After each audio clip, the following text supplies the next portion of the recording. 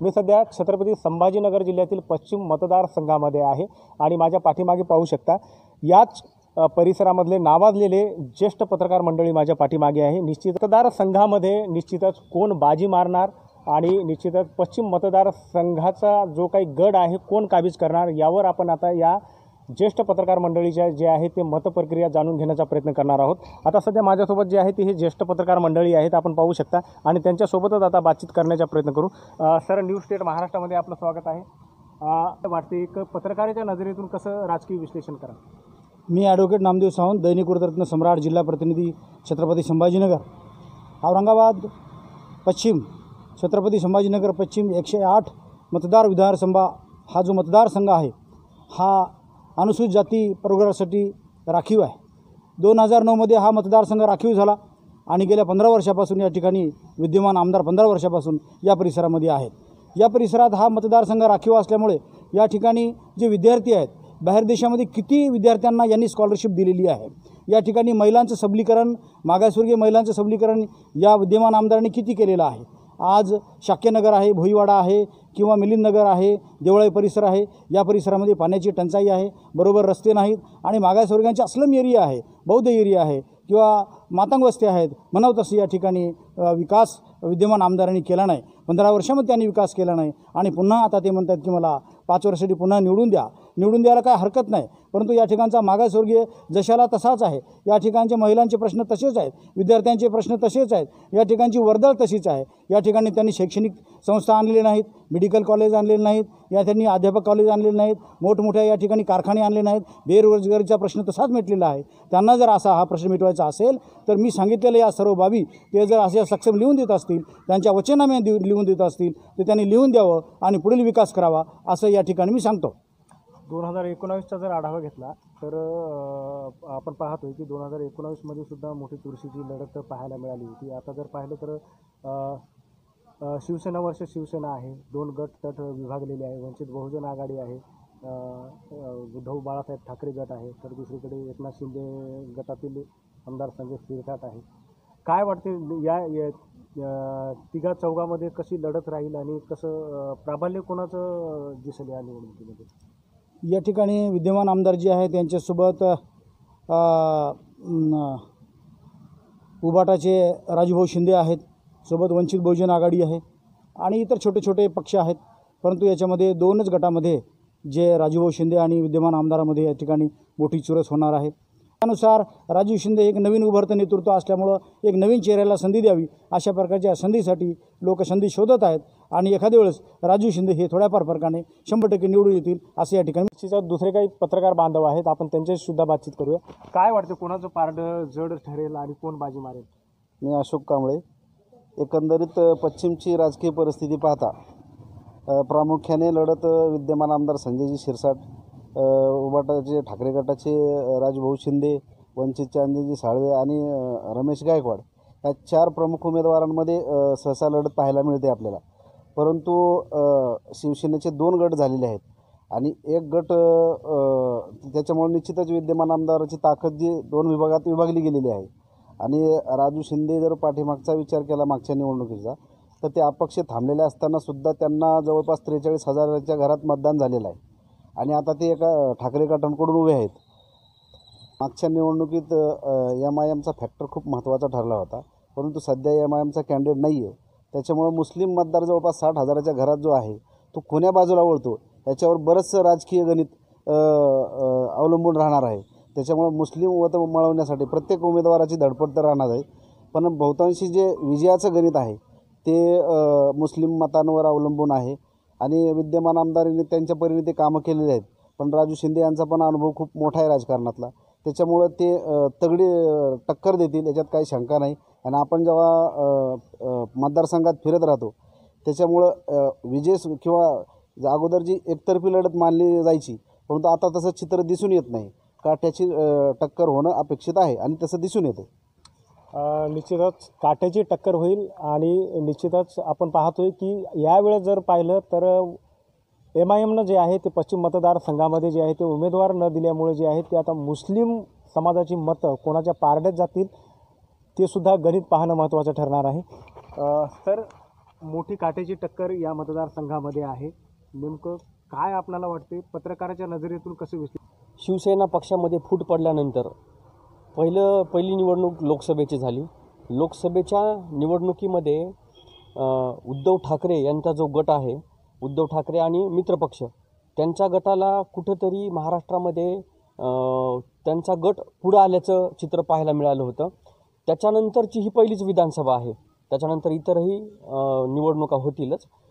त्यामुळं या निवडणुकीला एक वेगळी हे लाभलेलं आहे की या निवडणुकीला एक वेगळं महत्त्व लाभलेलं आहे. आणि विद्यमान जे आमदार आहेत त्यांच्यावरती काही आरोप आहेत. तसेच विद्यमान आमदारांसोबत ज्यांची सरळ टक्कर आहे असे ठाकरे गटाचे राजू शिंदे यांच्यावरही काही आरोप होतात.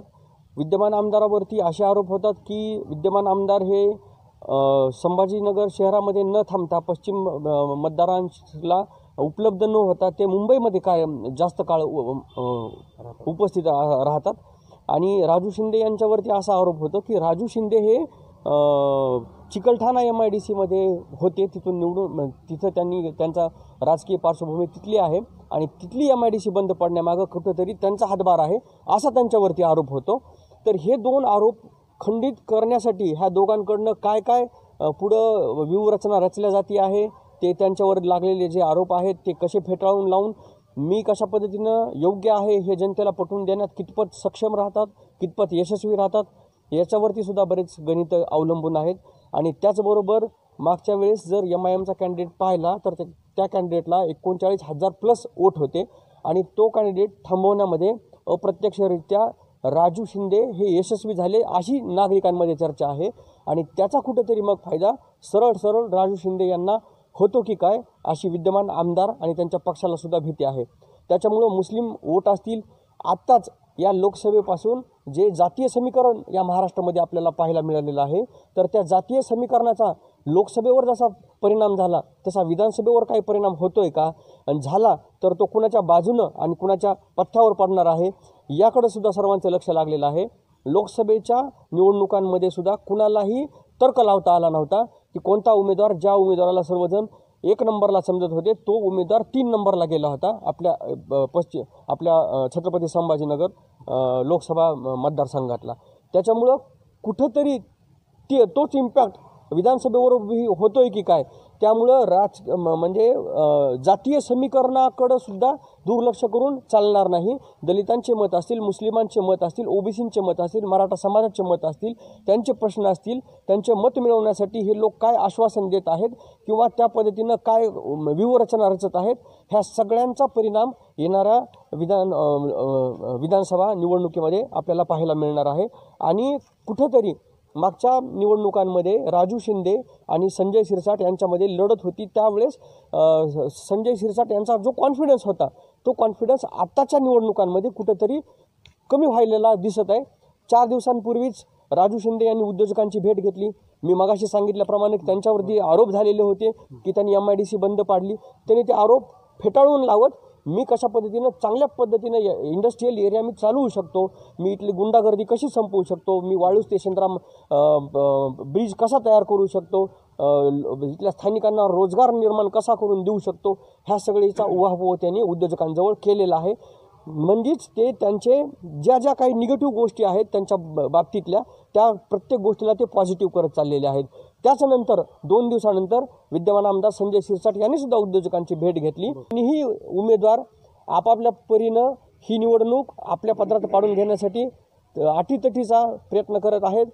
शिवाय विद्यमान जे आमदार आहेत संजय शिरसाट यांनी पक्ष फुटीनंतर जे काही ठाकरे घराण्यावरती, ठाकरे कुटुंबियांवरती जे काही आरोप केलेले आहेत, त्यांच्याविषयी जे काही वक्तव्य केलेले आहेत, त्याचासुद्धा कुठंतरी नागरिकांच्या मनामध्ये रोष आहे. आणि त्याच रोषला त्यांच्या आपल्या बाजूनं मतांमध्ये परिवर्तित करण्यासाठी राजू शिंदे कुठंतरी प्रयत्न करत आहेत. आणि यासाठी आत्ता जी सभा झाली होती शहरामध्ये, संभाजीनगर शहरामध्ये, त्या सभेला सुद्धा पश्चिम मतदारसंघातूनही मोठ्या प्रमाणावर इथले जे नागरिक असतील, मुस्लिम सर्वजण त्या तिथं उपस्थित होते.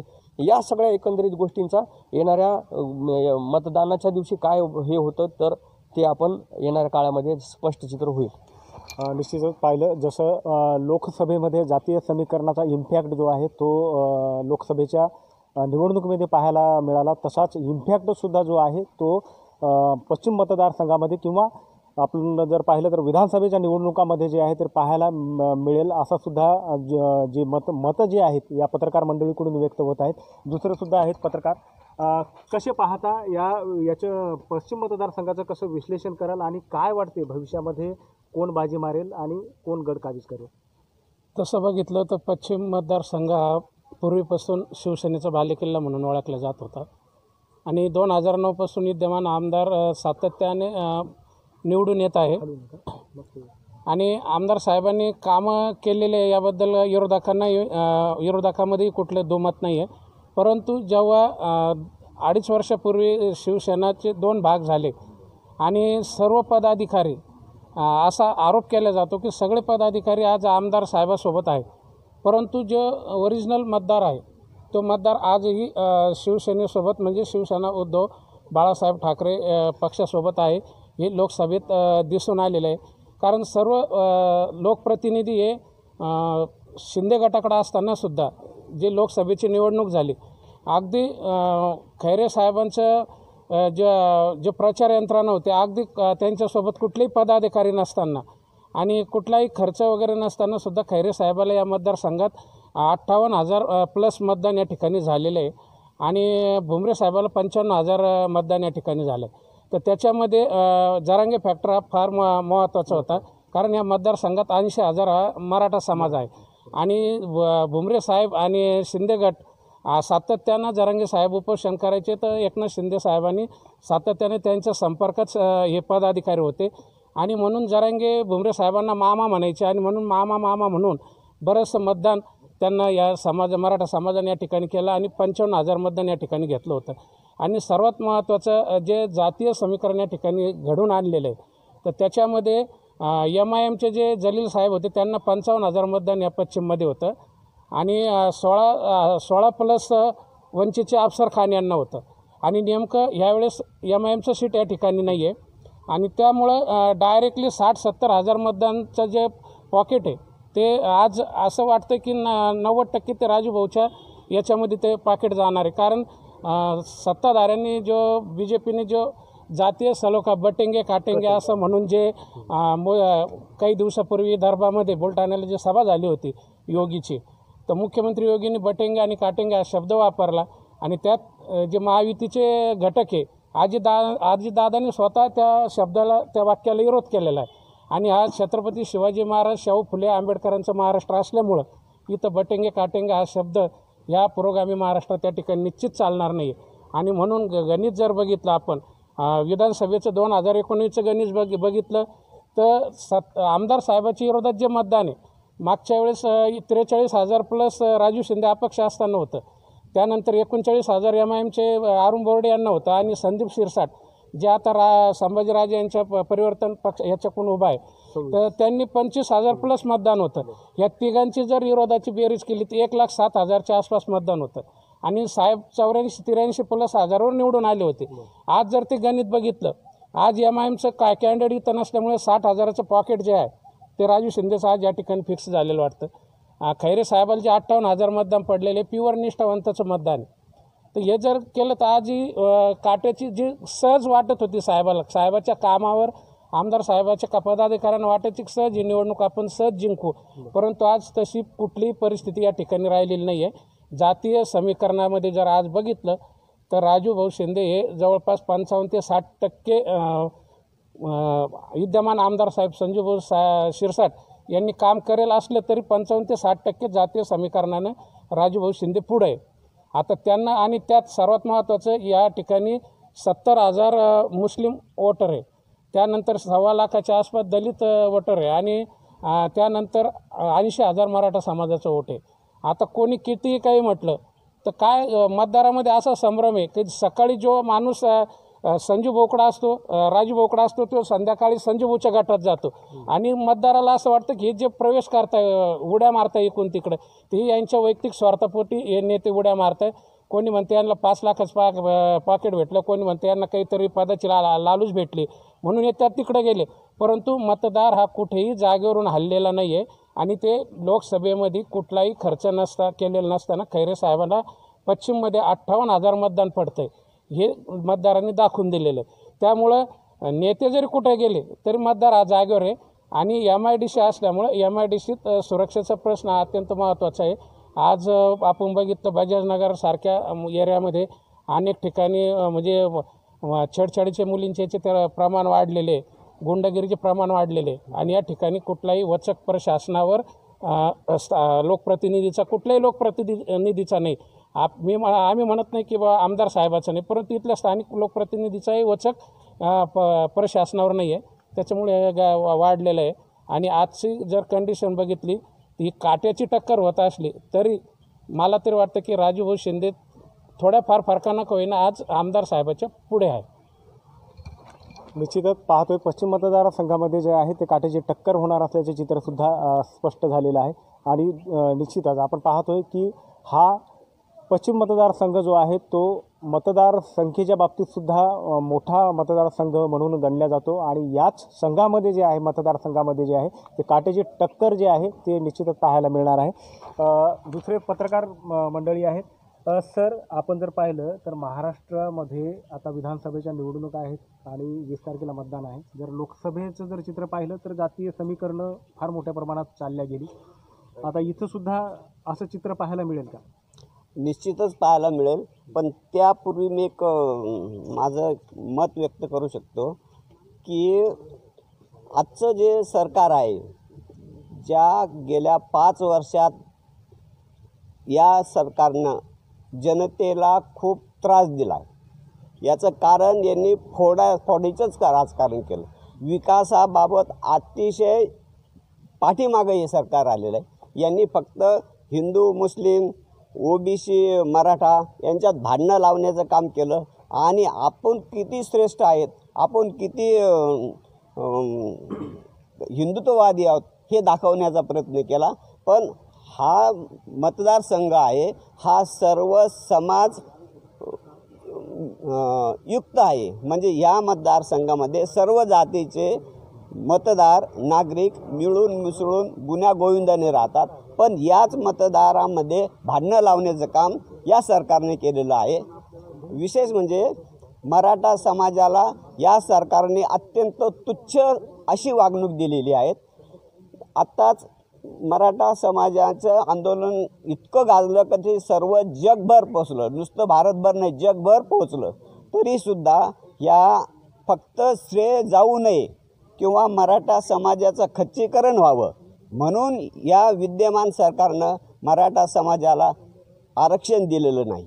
आज जर विचार केला तर असा एकही समाज नाही की तो गरीब नाही किंवा खूप श्रीमंत आहे असा एकही नाही.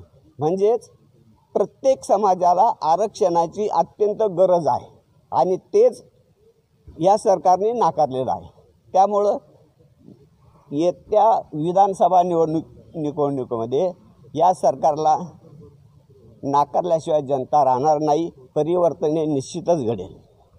निश्चित आपण पाहतोय की जो मराठा समाजाचा आरक्षणाचा प्रश्न जो आहे तो प्रलंबित राहिलेला आहे. आणि निश्चितच मागणी करूनही आरक्षणाचा जो प्रश्न आहे तो मार्गी लागत नसल्याने निश्चितच या विधानसभा निवडणुकामध्ये जे आहे ते मतदार राजा जो आहे तो या सरकारला धडा शिकवेल असं सुद्धा मत जे आहे ते पत्रकारांकडून स्पष्ट करण्यात आलेलं आहे.